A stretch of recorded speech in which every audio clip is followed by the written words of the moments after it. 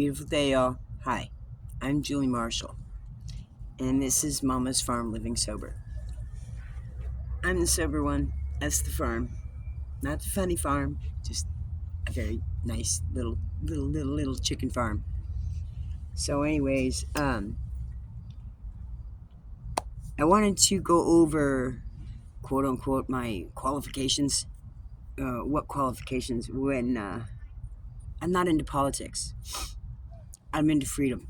I'm into our rights as citizens and our rights as individuals, as humans. The right to be a human, and the right to, life, liberty, and the pursuit of happiness. There is no pursuit of happiness for those that are under a certain level of financial means in the state of Colorado. If you're not in a particular class or any particular category of it, you're not financially, you're not good. There is no freedom. There is no justice in this system. The state of Colorado bites ass right now, and I want to take it away from that. I want to change this. Now, qualifications, again, I have done a lot of different things in my life. I'm a mom. I'm a grandma. I wanted to be a Marine, but I couldn't get into the Marine Corps because of my back. I'm autistic, and I have double scoliosis in the back with degenerative disc disease. And I was a very rowdy and rambunctious child. So that piece came into play when my mom, the last time I talked to my mom, when she said something regarding the age of 5. Right now I don't necessarily, it don't matter because it is what it is. The last time I talked to her, she said exactly this. I said, I quote, "Julie, you have been the bane of my existence since you were 5 years old. I don't want to see you, hear from you, or talk to you ever again. Do not call me or come over." Click. That was the end of that. I respected my mom's wishes, even though she suffers from dementia. I blame it on that. I won't necessarily hold the cruelness of that on her. However, when it comes to some of that stuff, yeah, a lot of it is the truth. And my mom was not that, she had underlining wickedness in her, life. Very, very mean individual. And that's the truth. She did accept Jesus Christ into her life, but that does not mean that sin does not come back into it. We are still human. And if you don't fully practice it in ways that are forgiving, that's what happens. You become very angry and bitter, and that's the way she was. She was a very angry, bitter woman with a lot of resentments towards my dad and myself because I was the product of him. And she regretted it, I guess, so... I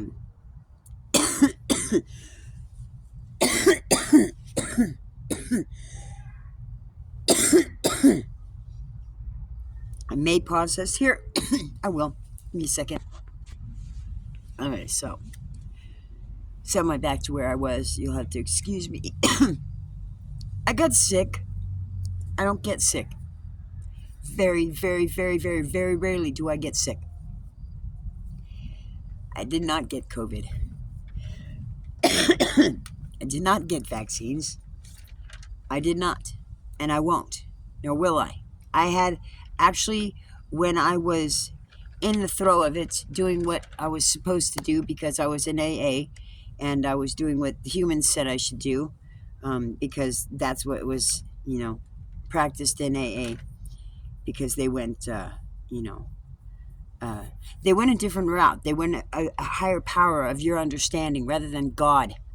In God we trust, and it would have been a lot different. But that was taken out. So in all actuality, in all factuality, it had changed dramatically. The 12-step program had. And I don't blame anybody, really, for disliking it, because it is a form of hypocrisy. When they do figure out the truth, and they do figure out that it is only God, and it is not an understanding of not a higher power of your understanding, there does become an underlining resentment towards the AA program as it sits right now because of the adjustment for freedom of speech and religion. Fuck that. And I said it. So that part won't be used in a short. So I'm going to get back to my point of topic for this video. Back in Obama's first term, you know, things were actually doing really well. You know, he was doing what he said he was going to do, and he was a good Democrat for what it was, for the show that he put on.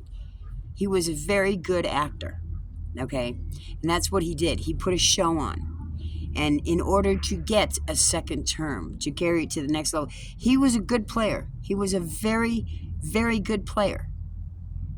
But you're only as strong as your weakest link, right?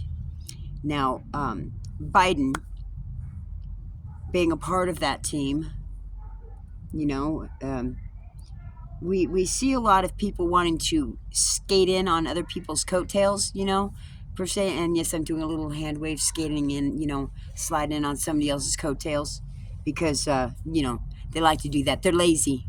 They don't like to do any kind of work at all if they don't have to. That's why a lot of them were slave drivers. And I said it. So, anyways, he was up for re-election. Now, here's the kicker that I understood. There was no Democratic president that had done a rally in the state of Colorado. Okay, it was a very Republican state before, and no Democrat had really done it. There was a lot of fear factor into that. Keep that in mind. Okay, so, you know, I wanted to be a Marine. And like I said, I couldn't do it because of my back. And there were strict regulations for that. So that was my out. That was my only out. That was the only thing that disqualified me from being a Marine. Nothing else. I could physically hold my own with the men. It was very impressive. I enjoyed that. So anyways, and yes, G.I. Jane, the original G.I. Jane, which I cannot remember her name. However, I have met her. She is my hero, and she was a Marine who did qualify for Navy SEALs. And she was the first Native American woman to become a Marine. So, anyways, there was that. And yes, it was not in modern days, but it was made modern day. But it was during Vietnam. And I met her because she was doing her last Agent Orange treatment in Wyoming, and she got stuck here in Colorado because it's a trap. It's a trap state. Seriously, trap state. So, anyways, off track. Maybe not. That is one of my little things. You know, I am a Marine at heart, and a lot of the men, they acknowledge that. A lot of people in the military acknowledge that. So, I wanted to guard the president.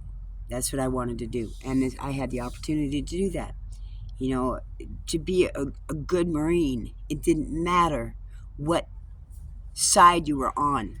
Your job was to guard the president, period. Whoever that was, that's what your job was, to guard the president. That's what I was doing, even as a civilian. When I got the opportunity, that's what I did. Now, here's what happened. I got the opportunity because I got an invitation to go to the first rally that ever had been held by a Democratic president, and that was Obama. That was Obama, and he did it in Golden. Now, that area where they did it was just, I mean, there were so many sniper points. It was disgusting. It was absolutely redonkulous, the amount of areas that any number of snipers could have been coming from. And, you know, it just, Domino, it just blew my mind. Hold on. All right, so, right up in the foothills, and in the area where they had set up the platform was just a mud pit, and it had been raining for days. So it was very swampy, and people didn't care they were there. It was Obama, we're talking the president here. It was a big thing. And so they had set up this really big, ginormous scissor lift. And they had the spotlights on it and everything. And they had this ginormous, huge flag hanging from it, showing in front of the president, blocking the backside of it. Very stupid, very, very stupid. Because, I don't know what they were thinking, but it was stupid. Okay, just stupid. So, anywho, there was a ladder that went up, and right below the ladder was a couple of trash cans. Perfect platform to get up right up onto the ladder because it was suspended above the ground, that type of thing. And it was a rolling trailer kind, it had a hitch, it was big wheels, the whole 9 yards. It's an enormous scissor lift. Well, I decided, I look at it and I'm like, "Gwen, this is nuts. This is just the stupidest thing I've ever seen." So I set myself up right there. I'm not letting anybody get up that ladder. So I felt very much like Zacchaeus, and I was getting really excited. Well, the president gets up there, and in between there's people speaking and stuff like that, and people would gather around the bottom of the scissor lift. And well, there was this Russian family that had come up, and the kids were deciding they were going to play on the inside of this scissor lift, and it had really become more of a hazard than anything for people to be on this scissor lift. So I decided I'm watching. Well, finally they sent somebody over, a volunteer, to come over and displace everybody off of the scissor lift. It's you're not supposed to be sitting on there, so everybody's got to get off. Of course, I get off and I get down and I stand there because it's trash cans, and that's ladder spot. I'm guarding it. So everybody else starts getting up on it again. So fuck it, up I went. I'm not giving it up. So I waited, and again, it may not have been very long, maybe 5-10 minutes in between, because it wasn't a big, large event. So it wasn't a lot of time. And I'm ADHD, so my time span can be a little bit off the wonky side, a little bit in the deep end in length of time. So anyways, this lady, she kept coming back periodically. Well, by the third time that she'd come back, and everybody went immediately back onto it. Now, this last time, those kids were climbing really up into the scissor lift, where they were in dangerous area, because that's where the motor was and everything. They were climbing on the motor. And I'm like, this is bad. This is going to be really bad. So I'm going to get down, and I'm going to relocate myself to someplace safer, because this is going to get hot real quick. Not good. So I did just that. I got down, and I moved back about 25-30 feet to where the smoking area was. And I got there, and I turned around, and lo and behold, there's a Secret Service agent standing there, just like this, staring at me. Just staring at me. Nobody's on the scissor lift at all. Not a single person is on the scissor lift, and he's staring at me. I'm like, okay, about fucking time. I said it. So anyways, because I said it, it was true. It was a redonkulous arena. There was hardly any place to park your bicycles. Oh, and the fun part, I opened my mouth. I have a tendency to do this. And see, they had the security turnstiles where the metal detectors and all that stuff, and everybody's coming up in their lines. And now, mind you, they were telling everybody, please leave your cell phones turned on. Oh, well, you got to remember, at that time, there was a big thing with the text messages being read on the phones and stuff, so it was a highly controversial thing. They're reading their phones, they're tapping into our phones, they're going to search our private informational data, whatever. So we get up closer and stuff, and I mean, it's really getting redonkulous what people are saying. I'm like, y'all, you really need to stop and think about what you're saying here. I want you to think about what's going on here. We have the first Democratic president to ever show up for a rally in the state of Colorado. Don't you think they want to make sure he's just a little bit safe? Because it was a Republican state, It was. It is now, but it was. Don't you think they might be a little bit concerned about those that would still be radical? Because why? Because they're radical. They're radical. Okay? They project. There's a thing called psychology.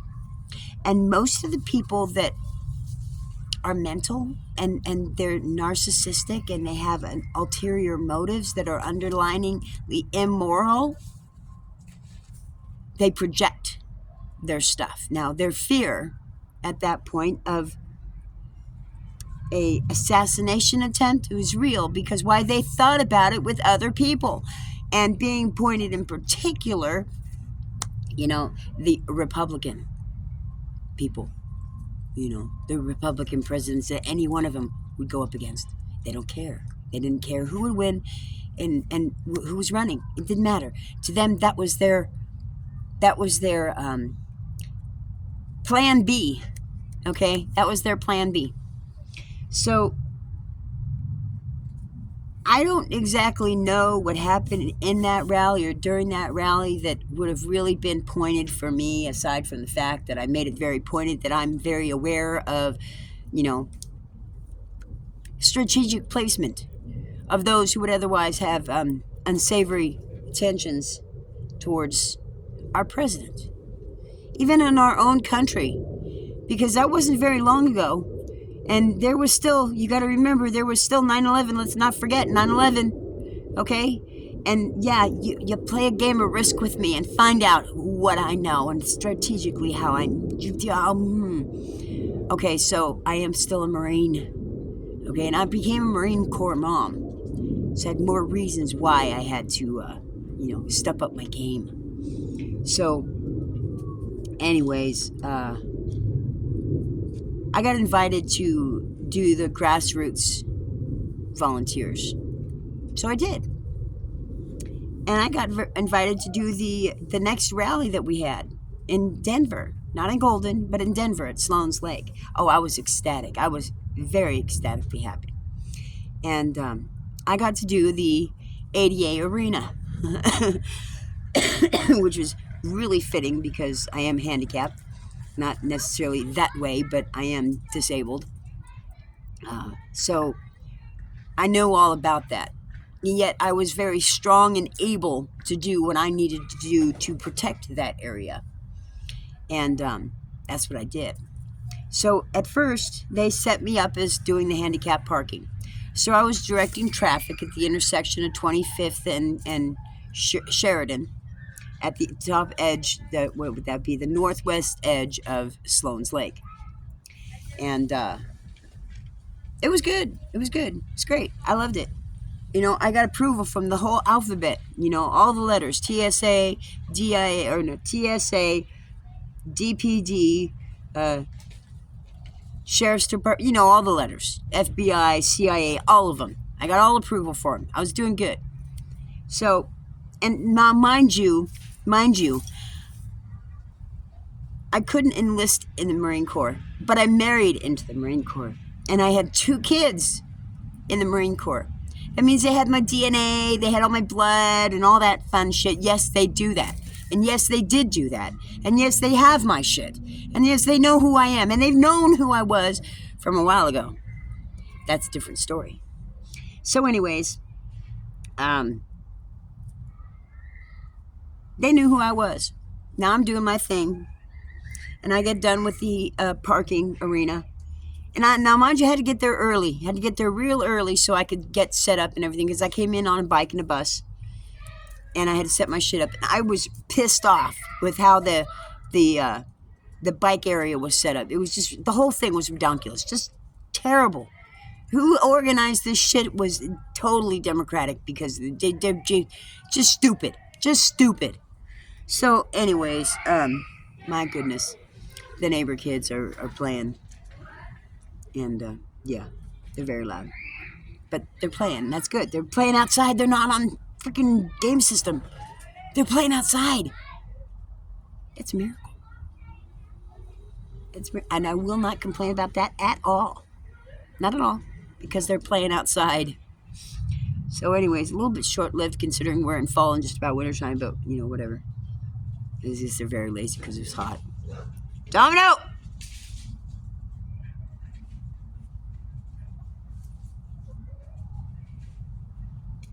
Domino!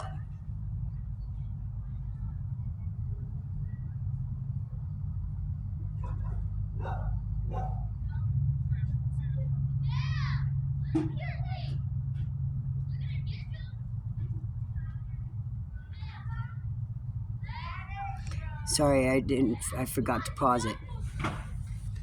So anyways, so anyways, in the arena, I'm in charge of setting up security for the ADA section of the seating arena, the staging area where all they were sitting. Now, here's the asinine bullshit that I could not believe. Absolutely could not believe. Back to the scissor lift. There's the arena, okay? Right there by the VIP section, right next to the freaking stage. So they have a great view of the president, right? And then they had the VIP section. And then that was barricaded off. There was a ginormous scissor lift, and then that barricade, behind the barricade was all the general population, non-VIP. Okay, so my placement was I had to guard the people from not going into that spiderweb chaos of conduit cable for the freaking scissor lift lights and everything that they had up there. It was redonkulous. There was at least 4 big ginormous generator power boxes, 3 big lights up top, and this is in the morning. The event was in the morning, like 10 o'clock. Oh my God, are you kidding me? So anyways, I grabbed 2 other individuals. I said, I want you here and I want you there, and I don't let anybody cross that barrier. Don't let anybody come into this area because it's too dangerous. We cannot afford having, physical casualties. Ain't gonna happen.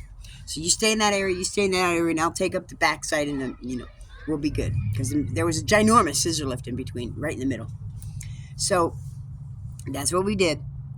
And I stayed in the back area. Now, people are filing in, and it's getting busy. Now, this is the VIP section. Now, there's a back area that people weren't taking up space in, and they couldn't really get to it from that front side, so they decided to start filing down along the barrier where I was at and avoiding the conduit cables, power cables, to get to the other side of it, so where they can still be in the VIP area and enjoy the show. So that's what they did. There was a lot of people. More than likely, more people than would have safely been allotted for an event that size, especially with the not so safe scissor lift stuff, totally ridiculous, unnecessary for an event like this. So anyways, there was that. Now, when it got over with, there was a stampede of sorts for people to leave the arena because, Obama's going one direction and they all want to follow, but that was a very narrow funnel for them to get to, and they had to do it right. They had to go right past the handicap arena. I mean, they really don't care about the young and disabled. Young and disabled, period. They don't care about them. To them, it's like a pack of wolves. A pack of wolves is only as strong as your strongest members. The weakest links are usually discarded and let go, or taken out, to be quite frank. It's not pretty. You know what happens with hamsters and gerbils if the population becomes too much in a given area? They go cannibalistic. They will start eating their own kind for lack of housing. For real. So anyways,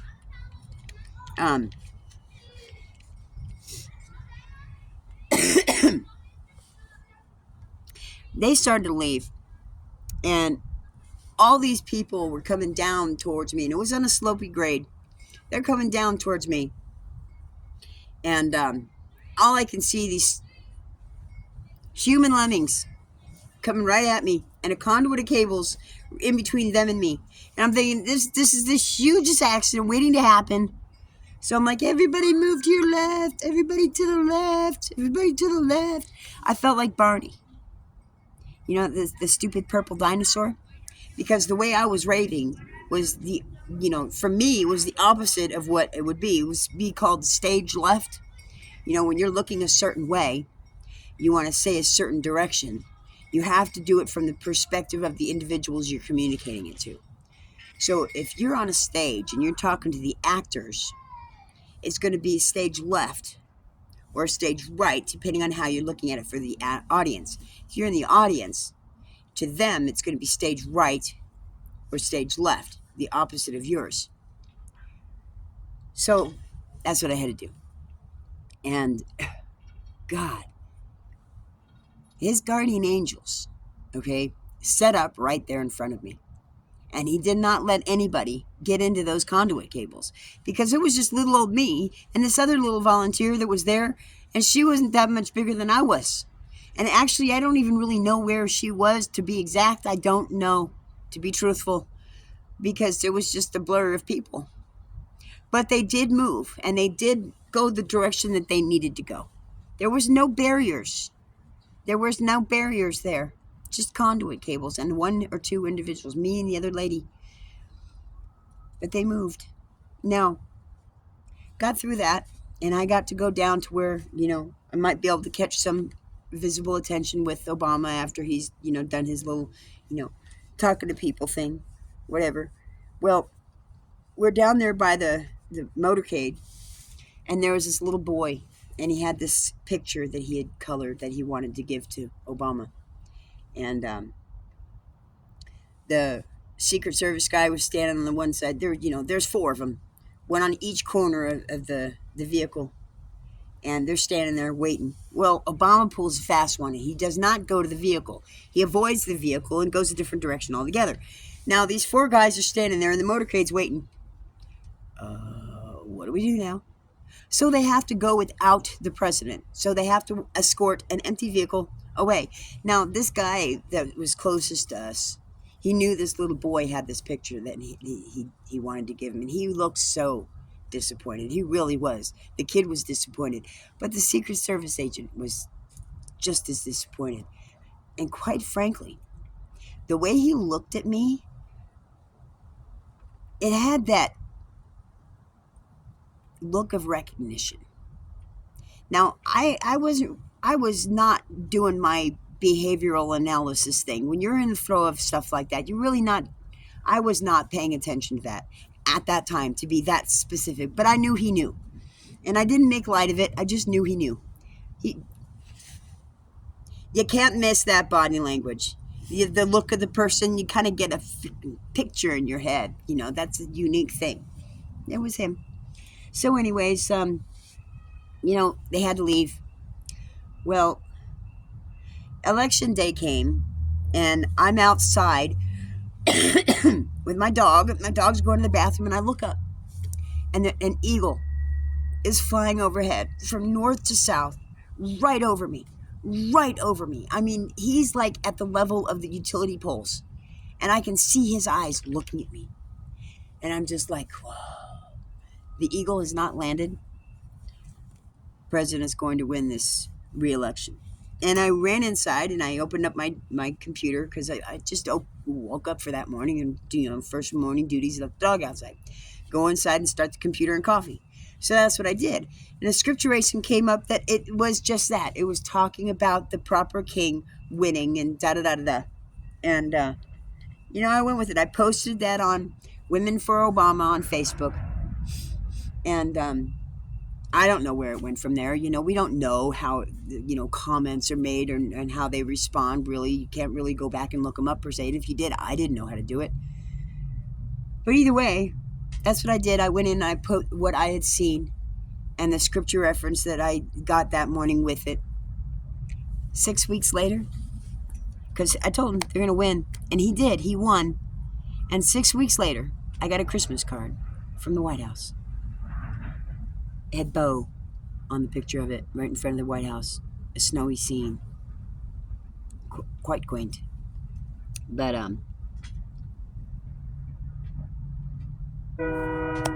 what exactly I did, I don't know. I just told you what I did. What repercussions and effects it had during that event, I don't know. I don't know. But it had to have been something. Because you don't just get a Christmas card from the White House. It just don't happen. But I did. And it was pretty fucking awesome. So, you know,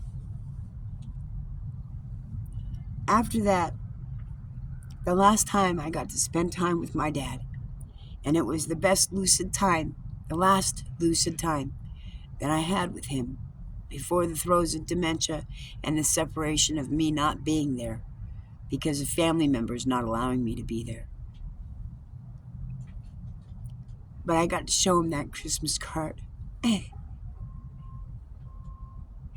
mind you, my dad's a staunch Republican, and he's prejudiced. He was, because he's dead now. But he had a very difficult time with black people. And he had his reasons, and I know that. But that, in and of itself, destroyed my family, because my mom is mixed. My mom is half and half. Her mom was white, and her dad was black. And she was mixed. She didn't look it. Blonde, fair-skinned. She was thick. She was mixed. She was the first of the reversed Oreos. That's what I call myself, a reversed Oreo. White on the outside and chocolate in the middle. I said it. I've been saying it. It's my joke. My joke. So, there was that. When I was 14, that's when it all came out. And that's when my dad filed for divorce. That's when a lot of things changed in my 14th year. So, when I showed him that Christmas card, yes, he teared up. And he had a smile on his face. And he said to me, "I'm very proud of you, Julie. I love you." And that was all I ever wanted. That's what we all want. Is for our dad to be proud of us. And I got that. That was the last thing I got from him before he died years later. So,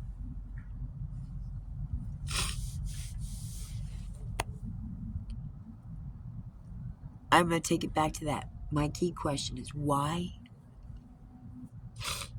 I've wondered myself, what the F did I do? Or what is so important about my family, or what I've done to merit a Christmas card from Obama? Or, and I say this, I don't think it may have been him. I think it was more Secret Service. Who else does the Christmas cards in the White House that would merit sending one to me? That's what I want to know. There's always a reason. However, there's this. Maybe I earned it because I am who I am. I am a woman who wanted to be a Marine that couldn't be a Marine because of her back. Genetic predisposition that I had no control over whatsoever. But I am still who I am. And the core of who I wanted to be was that, the Marine. I wanted to be a Marine. And my standards of morals and ethics was just that. Strong enough to do just that. But I didn't get the opportunity.